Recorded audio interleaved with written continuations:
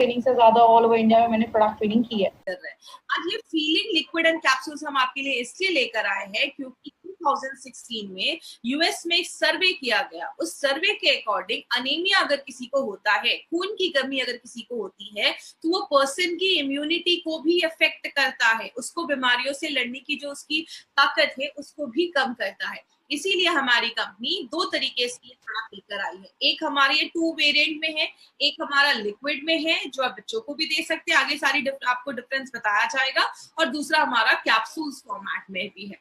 अब हम सबसे पहले समझते हैं अनीमिया के बारे में एक सिंपल सी चीज। आज अनीमिया को एक बहुत बड़ा रीजन बोला जाता है, बहुत सारे लोगों की डेथ का भी कारण ही अनीमिया को बोला जाता है। और सबसे शॉकिंग फिगर क्या है, आज जितनी भी, जैसे अगर बात करें, हर दिन हमारे साथ 25-30 हजार लोग हर दिन हमारे साथ जुड़ रहे हैं। आज अगर हमारे इस ट्रेनिंग को मान लीजिए 10,000 लेडीज सुन रही हैं, तो 10,000 में लगभग 50 से 60 हजार जो लेडीज है वो अनिमिक है। इंडिया में हर एक दूसरी लेडी वो अनिमिक है, खून की कमी देखी जाती है। तो अगर बात करें माय डियर फ्रेंड, एक अनीमिया एक बहुत बड़ा कारण हो गया है।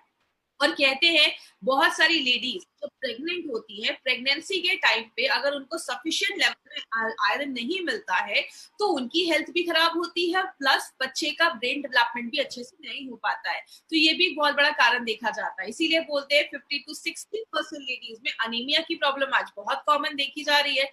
और कुछ कुछ हमारी लाइफ के ऐसे भी टाइम आते हैं जहाँ पे खून की कमी देखी जाती है, जैसे लेडीज जो उनकी एक अभी पीरियड्स चल रहे हैं, मेंस्ट्रुएट चल रहा है, तो उस टाइम पे बहुत सारी लेडीज में खून की कमी देखी जाती है। स्पेशली प्रेगनेंसी के ड्यूरिंग बहुत सारी लेडीज में खून की कमी देखी जाती है। और बच्चे जब छोटे होते हैं, अर्ली चाइल्डहुड में भी बहुत सारे बच्चों में आज खून की कमी, अनीमिया की प्रॉब्लम आज बहुत कॉमन हो रही है। इसी पे एक सर्वे देखा गया, उसमें बोला जाता है जो भी बच्चे 5 साल से छोटे हैं उनमें लगभग 67.5 मतलब 70% अप्रोक्सीमेटली जो बच्चे हैं उनमें अनीमिया की प्रॉब्लम देखी जा रही है।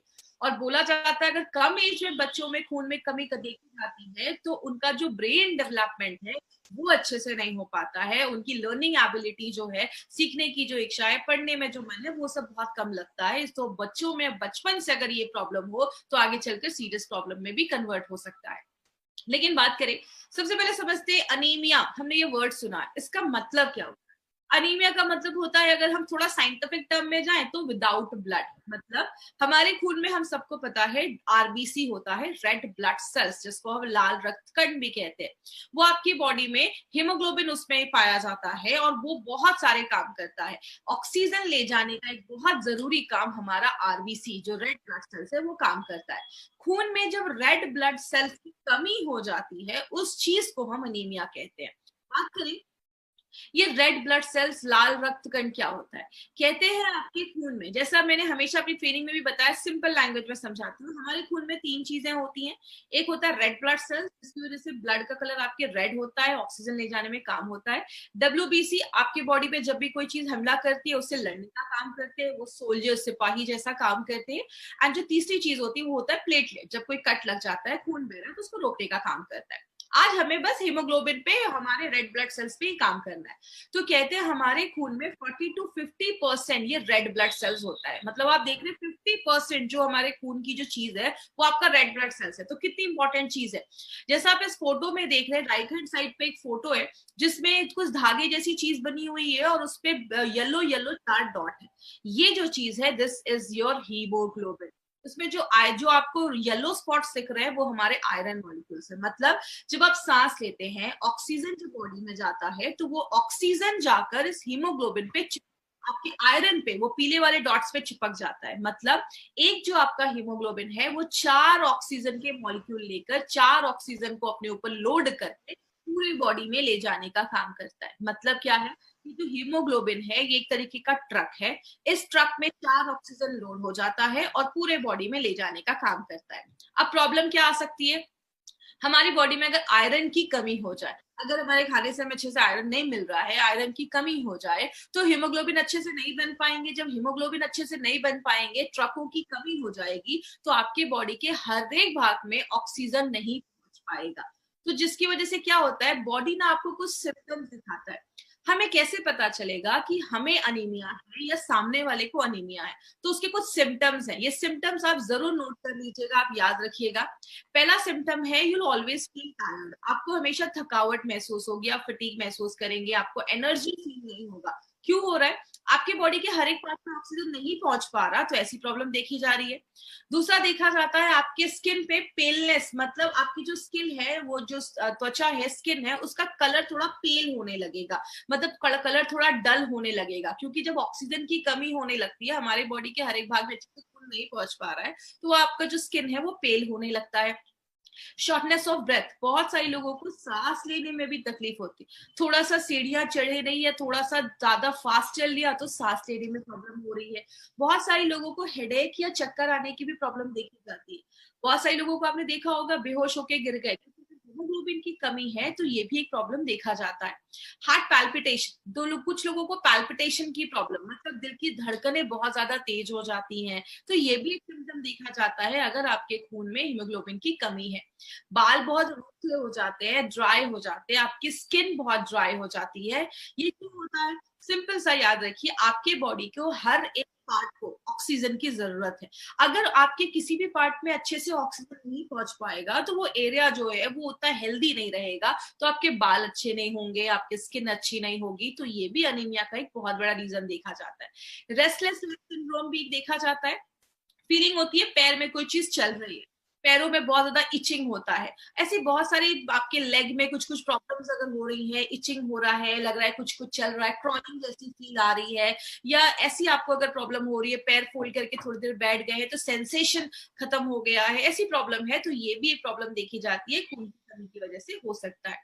आपके नेल्स बहुत ब्रिटल हो जाते हैं, मतलब नेल्स तुरंत टूटने लगते हैं। बहुत सारी लेडीज को इश्यू रहता है कि मेरे नेल्स अच्छे से नहीं ग्रो कर रहे, तो आयरन की डेफिशिएंसी एक बहुत बड़ा रीजन है अगर आपके नेल्स बहुत ब्रिटल हो गए, नाखून जो है वो टूट रहे। हाथ पैर ठंडे हो जाना, ये भी एक सिम्टम देखा जाता है, आपके हाथ पैर ठंडे होने लगते हैं।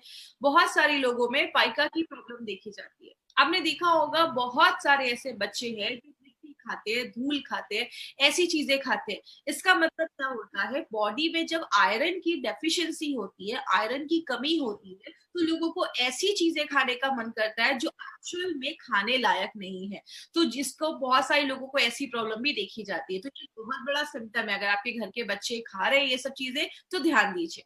दूसरा तरीका क्या है जिससे हमें पता चलेगा कि हमें हमारे खून में आपको हीमोग्लोबिन की कमी है, वो है कुछ हम टेस्ट करवाते हैं, जिसको हम बोलते हैं ब्लड टेस्ट जो होता है, उसको हम सीबीसी कहते हैं, कंप्लीट ब्लड काउंट। अब इस टेस्ट में आपको दो तीन चीजें आएंगी, आपको सब रटने की जरूरत नहीं है, बस आप किसी का रिपोर्ट को देखते हो तो ये कुछ चीजें आपके रिपोर्ट में होती हैं। मैं बस उसका आपको ब्रीफ एक्सप्लेनेशन दूंगी, हम ज्यादा डिटेल में हमें उसमें जाने की जरूरत नहीं है। जब आप किसी का कंप्लीट ब्लड काउंट करवाते हैं तो सबसे पहले उसमें हीमोग्लोबिन का रिपोर्ट होता है। अगर किसी जेंट का, अगर किसी मेल का वो रिपोर्ट है तो उसमें जो हीमोग्लोबिन होगा वो 13 के ऊपर है तो ठीक है।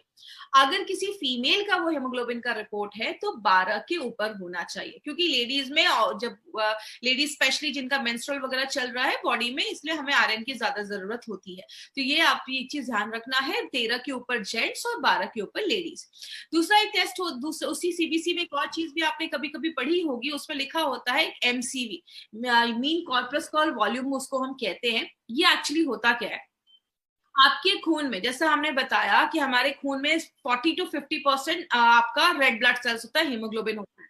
तो इस टेस्ट के थ्रू हम ये पता कर पाते हैं कि आपके ब्लड में एक्चुअल में आरबीसी का अभी कितना वॉल्यूम है, जिससे हमें पता चलता है। अगर ये कम है किसी के रिपोर्ट में तो हम कह सकते हैं कि इसको अनीमिया की प्रॉब्लम है।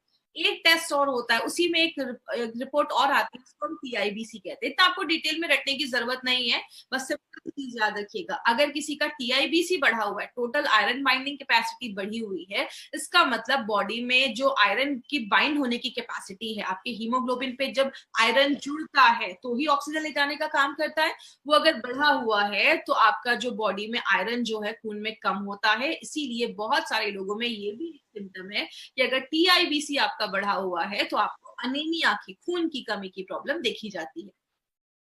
कहते हैं अनीमिया, कारण तो बहुत सारे, 400 से ज्यादा तरीके के अनीमिया हमारी बॉडी में होते हैं, लेकिन आपको इतनी अंदर तक जाने की जरूरत नहीं है, इतना डिटेल में जाने की जरूरत नहीं है।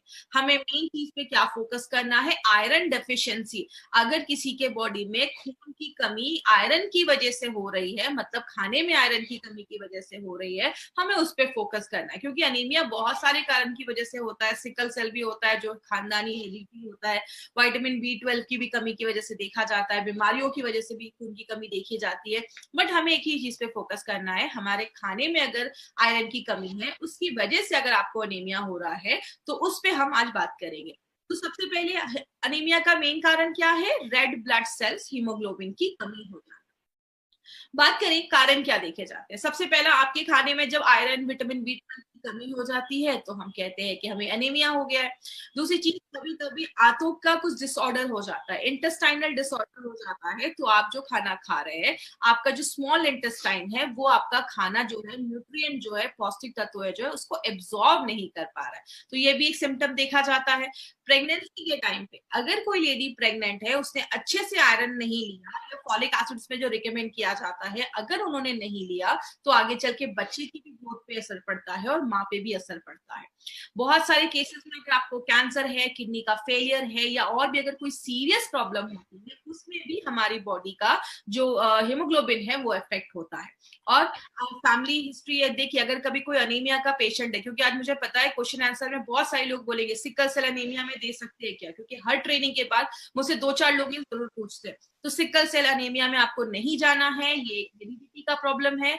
इसमें आप देख रहे हैं एक नॉर्मल हीमोग्लोबिन है, इधर देख रहे हैं एब नॉर्मल हीमोग्लोबिन लिखा हुआ है, मतलब हीमोग्लोबिन का जो साइज होता है वो डिफॉर्म हो जाता है। ये सीरियस केस है, हेरिडिटी है, खानदानी हो सकता है, हमें उसमें नहीं जाना है, वो हमारे लिए नहीं है, तो उसमें आपको नहीं जाना है। और जब हमारी एज ज्यादा हो जाती है, स्पेशली 65 अबव, उन लोगों को एनीमिया की प्रॉब्लम आज ज्यादा देखी जा रही है। हम इसको कैसे रोक सकते हैं, सबसे पहला, अपने खाने में अच्छे से आयरन लीजिए। जो भी चीजें आपको आयरन प्रोवाइड करती हैं, पालक खाइए, जो लोग नॉनवेज वगैरह खा रहे हैं वो भी खा सकते हैं, ब्रोकली वगैरह, ये बहुत सारी चीजें हमें आयरन रिच डाइट होती है। तो आप वो अगर अपने डाइट में प्रॉपरली लेते हैं तो आपको आयरन की कमी से हम बच सकते हैं। मार्केट में बहुत सारे सप्लीमेंट्स हैं, आयरन के सप्लीमेंट्स हैं, फॉलिक एसिड, विटामिन B, बहुत सारे सप्लीमेंट्स आपको मिलते हैं, वो भी आप ले सकते हैं।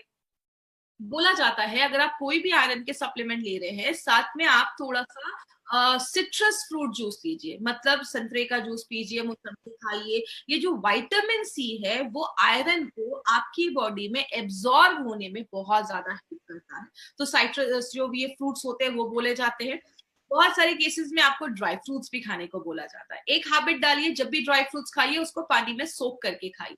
आयुर्वेद में कहते हैं जब आप पानी में सोक कर देते हैं तो वो अपने नेचुरल फॉर्म में आ जाता है। तो आप ड्राई फ्रूट्स भी बहुत सारे लोग उसको खाते हैं, ये भी आपके खून की कमी को कम करता है। दूसरी चीज, बहुत सारे लोगों को चाय कॉफी की आदत होती है, तो प्लीज चाय कॉफी थोड़ा सा अवॉइड करिए, ज्यादा हमें चाय कॉफी भी नहीं लेना है। चाय कॉफी ज्यादा पीने से भी आपके खून में जो आयरन लेने की जो क्षमता होती है, एब्जॉर्प्शन जो पावर होता है, वो कम हो जाता है। लेकिन हमें आज सप्लीमेंट लेने की जरूरत क्यों हो रही है?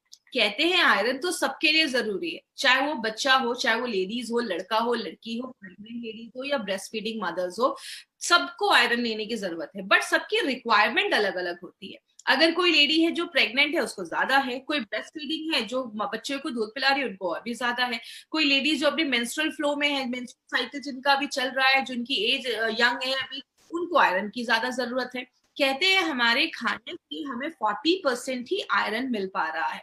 लेकिन अगर बात करें मार्केट का, जो मार्केट, ऐसा नहीं है कि मार्केट में कोई आयरन आपको सप्लीमेंट्स नहीं मिलेंगे, मार्केट में भरे पड़े हैं आयरन के सप्लीमेंट्स, लेकिन उनकी प्रॉब्लम क्या है? पहली बात, मार्केट के जो आयरन सप्लीमेंट्स है उनका एब्जॉर्प्शन अच्छे से नहीं हो पाता, मतलब आप जो आयरन बॉडी में डाल रहे हैं वो बॉडी आयरन अच्छे से ले नहीं पाता है, उसका टेस्ट बिल्कुल खराब होता है, आपको टेस्ट कुछ कुछ लोगों को पसंद नहीं आता। और सबसे बड़ी प्रॉब्लम जो मार्केट के आयरन सप्लीमेंट्स में होती है, वो आपके लूज मोशंस कर सकता है, आपके पेट में आपको उलझन हो सकती है, डायरिया जैसा प्रॉब्लम हो सकता है, बहुत सारे और भी स्टमक इश्यूज को और क्रिएट कर देता है और भी बढ़ा देता है।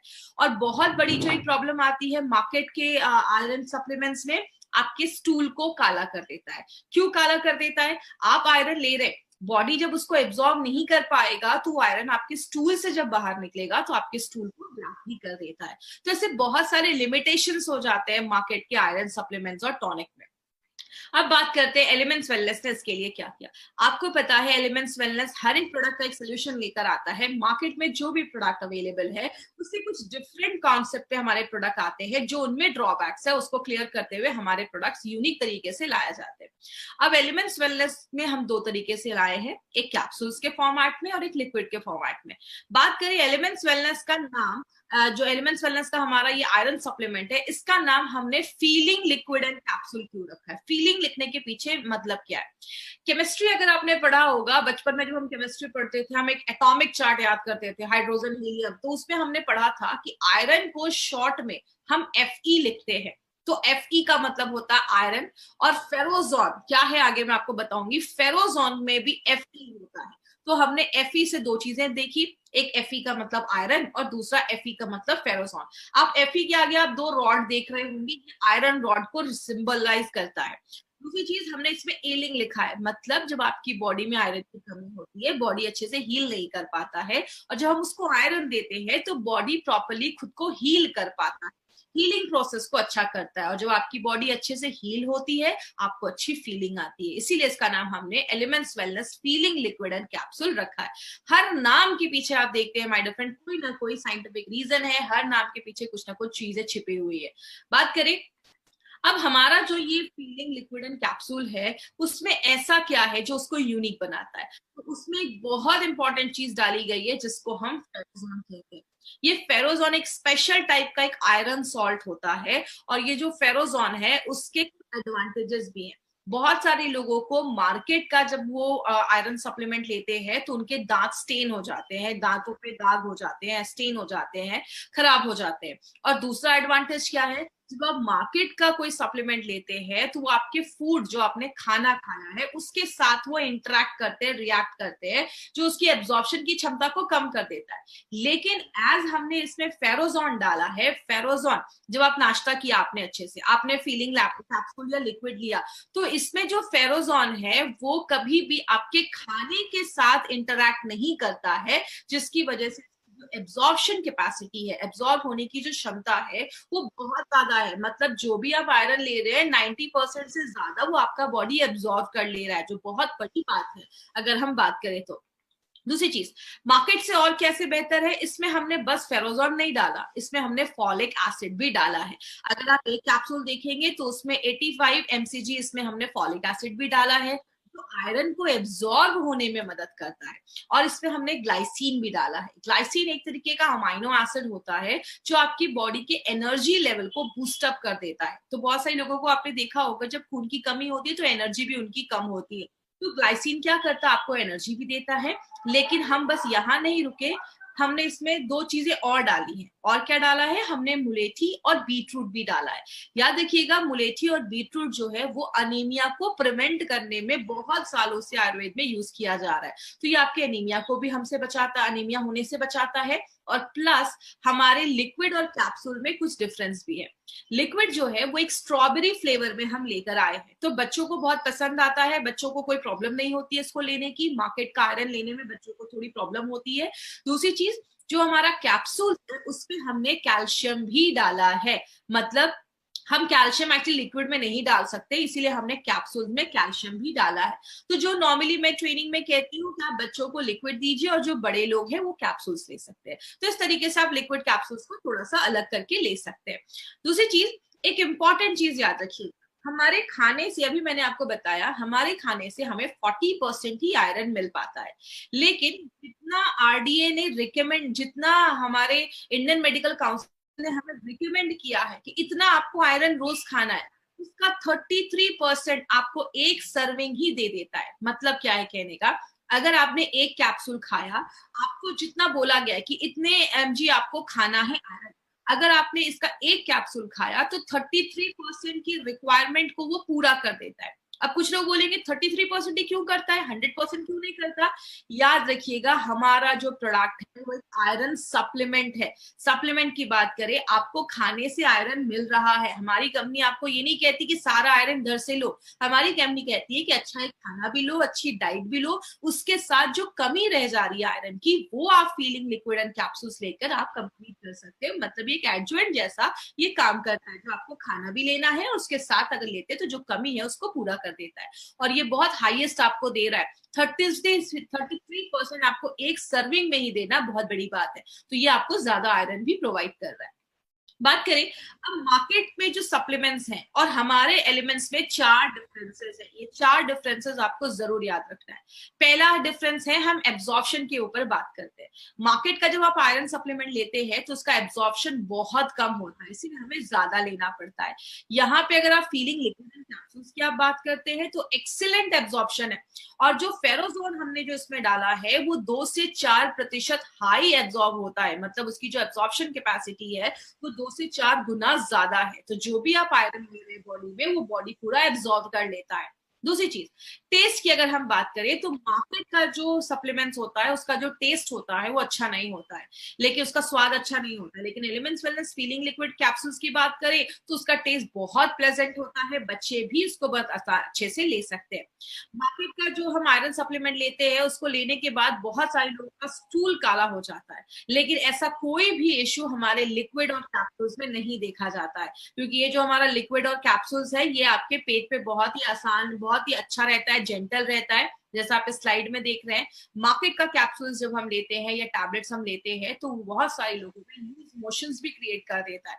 लेकिन अगर एलिमेंट्स वेलनेस के फीलिंग लिक्विड एंड कैप्सूल की बात करें तो जो फेरोजोन है वो बहुत हल्का है, आपके पेट पे बहुत जेंटल है, और उसकी वजह से आपको कभी भी लूज मोशन, डायरिया, ऐसी कोई प्रॉब्लम आपको नहीं होगी। तो हर एक मामले में हमारा जो प्रोडक्ट है वो मार्केट के कैप्सूल्स एंड प्रोडक्ट से बहुत ही बेहतर माना जाता है।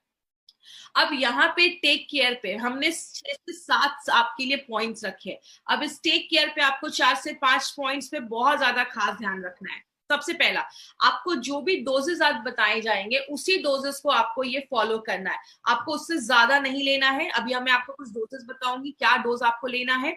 अगर किसी को सीवियर केस ऑफ एनीमिया है, जैसा मैंने बताया, बस खाने की कमी की वजह से नहीं, किसी को कोई बड़ी बीमारी की वजह से एनीमिया है, कैंसर है, किडनी का फेलियर है, उस केस में हमें बस ये बोलकर नहीं देना है कि ये एक सिंगल प्रोडक्ट ले लो, आपका ये प्रॉब्लम खत्म हो जाएगा। सीवियर केसेस में वैसे भी मैं आपको रिकमेंड नहीं करती हूँ जाने के लिए। छोटे बच्चों के लिए आइडल है, छोटे बच्चों को दे सकते हैं, बट देने से पहले अगर बहुत छोटा बच्चा है, 4-5 साल का बच्चा है, तो एक बार उनके डॉक्टर से आप कंसल्ट कर लीजिए कि ये जो, क्योंकि हर एक बच्चे को अगर कुछ प्रॉब्लम है तो डॉक्टर उनका केस जानते हैं, तो डॉक्टर से आप एक बार कंसल्ट कर सकते हैं। एक इंपॉर्टेंट चीज याद रखिएगा, एलिमेंट्स वेलनेस का फीलिंग लिक्विड एंड कैप्सूल एक फूड सप्लीमेंट है जिसपे आपको FSSAI का mark, food safety and standard authority of India का मार्क मिलेगा। इसमें आपको आयुष का मार्क नहीं मिलेगा। क्यों नहीं मिलेगा? क्योंकि ये कोई आयुर्वेदिक प्रोडक्ट नहीं है, ये एक फूड सप्लीमेंट है। अगर कोई आपको कहता है एलिमेंट्स के सारे प्रोडक्ट पे आयुष का मार्क है, इसमें आयुष का मार्क क्यों नहीं है, तो आप उनको बताइए ये एक फूड सप्लीमेंट है, ये कोई प्रोडक्ट नहीं है, इसलिए इसमें आयुष का मार्क नहीं है, इसमें FSSAI का मार्क है। इसीलिए मार्केट में आपको ये product as an Ayurvedic products को नहीं, एज आयुर्वेदिक प्रोडक्ट इसको नहीं सेल करना है। और भी हम टेक केयर में कुछ चीजों पे बात करेंगे, इसको ध्यान रखिएगा। इसको कभी भी आपको तुरंत दूध पीने के बाद नहीं लेना। जैसे हम नॉर्मली इसको क्या कहते हैं, अभी आपको मैं डोजेस बताऊंगी। आपने सुबह बच्चे को ब्रेकफास्ट कराया, ब्रेकफास्ट के बाद दूध दिया, दूध के बाद तुरंत इसका आप लिक्विड दे दो, तो थोड़ा सा गैप रखना है। दूध के तुरंत बाद आपको इस प्रोडक्ट को कभी नहीं लेना है, 1-2 घंटे का थोड़ा सा गैप रखिए। दूसरी चीज, आपने इस प्रोडक्ट को अच्छे से लिया है कुछ दिन, उसके बाद अपना ब्लड सैंपल, आप ब्लड टेस्ट जरूर करवा लीजिए, एक बार हीमोग्लोबिन देख लीजिए, अगर वो नॉर्मल हो गया है या मतलब अभी हो गया है, ठीक हो गया, अच्छे लेवल में आ गया, तो आप प्रोडक्ट को स्टॉप कर सकते हैं, कोई प्रॉब्लम नहीं है। और एक इंपॉर्टेंट चीज याद रखिएगा, जब हम मार्केट का ऐसा कोई प्रोडक्ट लेते हैं आयरन सप्लीमेंट, तो उसमें बहुत सारे ग्रीन लीफी वेजिटेबल्स जो है वो रिकमेंड नहीं किए जाते हैं, बोलते हैं वो मत खाइए क्योंकि वो उससे इंटरफेयर कर देते हैं। लेकिन फेरोजोन, जैसा मैंने आपको बताया, वो हमारे किसी भी खाने से रिएक्ट नहीं करता है, इंटरैक्ट नहीं करता है। तो जब आप एलिमेंट्स का फीलिंग लिक्विड एंड कैप्सूल लेते हैं तो आप कोई भी फ्रूट्स, कोई भी वेजिटेबल अच्छे से खा सकते हैं, क्योंकि उसका वो फेरोजोन उससे कोई इंटरेक्शन ही नहीं करता है। और लास्ट में एक बहुत इंपॉर्टेंट चीज, कभी भी एलिमेंट्स वेलनेस का फीलिंग लिक्विड या कैप्सूल आपको नेशियम के साथ नहीं लेना है। साथ नहीं लेना है इसका मतलब क्या? आयरन और कैल्शियम को जब हम साथ में लेते हैं तो जो कैल्शियम है वो आयरन की एब्जॉर्प्शन को कम करता है। अगर आपने ये दोनों सप्लीमेंट साथ में स्टार्ट किया है तो आपको क्या करना है, फीलिंग को आप हमेशा सुबह में लीजिए, नाश्ता करने के बाद लीजिए, और रात में आप कैप्सूल्स ले सकते हैं। एटलीस्ट 1 घंटे का मिनिमम गैप तो दोनों के बीच में जरूर रखिएगा। तो ये एक इंपॉर्टेंट पॉइंट याद रखना है, फीलिंग का नेशियम और अपना फीलिंग का एलिमेंट्स का अपना फीलिंग, ये दोनों साथ में आपको नहीं लेना है। आयरन और कैल्शियम साथ में नहीं लेना है, सुबह शाम ले सकते हैं। अब हम बात करेंगे, कुछ लोगों का ये भी क्वेश्चन होता है कि कब तक लेना है। नारायणा सर का कहना है कि एक जो डब्बा है वो उस पे 60 कैप्सूल्स है, 2 महीने का डोज है, तो आप 2 महीने तक लगातार लीजिए, 2-3 महीने तक, उसके बाद चाहे तो आप स्टॉप कर सकते हैं और एक बार हीमोग्लोबिन टेस्ट करवा सकते हैं। तो इस तरीके से आप इसको ले सकते हैं। ये एक सप्लीमेंट है, फूड सप्लीमेंट है, आपको इसको हमेशा भी ले सकता है, बट थोड़ी देर के बाद आप एक गैप जरूर कर लीजिए। डोजेस क्या होंगे? अगर आपको कोई प्रॉब्लम नहीं है, आप एक हेल्दी पर्सन भी हैं, तो भी आप चाहें तो अपनी लाइफस्टाइल में इसको सुबह 1 कैप्सूल भी अगर आप ले लेंगे तो काफी है। अगर कोई बच्चा 4 साल से छोटा है तो 4 साल के बच्चों से आप स्टार्ट कर सकते हैं। 2 चम्मच आपको लिक्विड का देना है, सुबह 2 चम्मच नाश्ता किया, 2 चम्मच बच्चे को पिला दिया। छोटा बच्चा है 4 से 15 साल का तो 1 चम्मच दीजिए, 5 ml ही। और अगर अडल्ट लोग हैं तो आप 2 चम्मच ले सकते हैं। अगर कोई लैक्टेटिंग मदर है तो उनको 2 कैप्सूल्स लेना है और 2 बड़े चम्मच, मतलब दोनों को साथ में नहीं लेना है, या तो 2 कैप्सूल्स दीजिए या 2 बड़े चम्मच आपको लेना है। अगर कोई प्रेग्नेंट लेडी है, नॉर्मल जितनी भी लेडीज है वो 1 कैप्सूल भी लेंगी चलेगा, या 1 बड़ा चम्मच भी लेंगी तो चलेगा। Capsules actually normally travelling purpose के लिए बनाया गया है। जो लोग फ्रिक्वेंटली ट्रैवल करते हैं तो लिक्विड कैरी करना थोड़ा सा मुश्किल है, तो आप ऐसा कर सकते हैं। दोनों का कॉम्पोजिशन सेम है, बस डिफरेंस यही है कि कैप्सूल्स में हमारे कैल्शियम है और लिक्विड जो है वो स्ट्रॉबेरी फ्लेवर का है। बाकी कॉम्पोजिशन जो है वो लगभग सेम है, तो कोई इश्यू नहीं है। तो कैप्सूल्स ट्रैवलिंग के लिए है और जो लिक्विड है वो आप रेगुलर कंजम्पशन में ले सकते हैं। तो ये हमारा जो प्रोडक्ट था वो अनीमिया के ऊपर था, फीलिंग लिक्विड एंड कैप्सूल।